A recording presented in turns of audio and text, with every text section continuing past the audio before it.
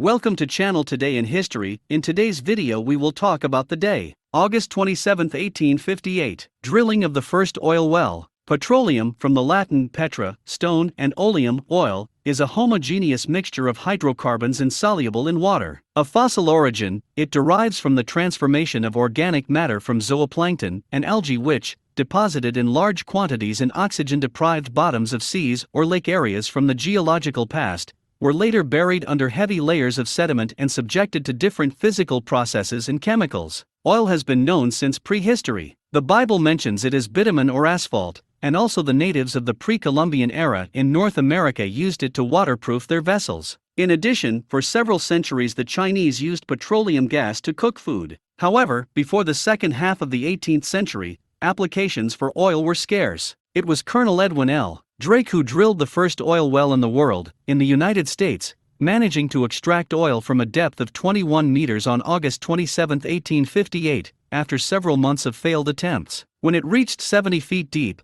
it appears that the drill had found a crack, and the men Drake had hired to carry out the drilling tasks preferred to leave the job for that day. The next morning, before starting, they were pleasantly surprised to see that oil was coming out of the pipeline, and then began extracting it with a pump. The news circulated quickly, but many still resisted believing it. Some skeptics insisted that Drake himself had put the oil in the well. Others, however, believed the story and rushed to buy and rent land in the region to keep the oil that was underground. The oil fever in Pennsylvania had started. Land prices soared, and oil hunters came in search of fortune. There were wells everywhere, and in total they produced about 4,500 barrels in the first year. In 1860, there were already several hundred thousand, and in 1862, production reached 3 million barrels. Many were able to make great fortunes. This was not the case for Drake, who did not act quickly enough to control production, as he had not bought enough land or patented his drilling technique. Furthermore, in 1860, Seneca Oil,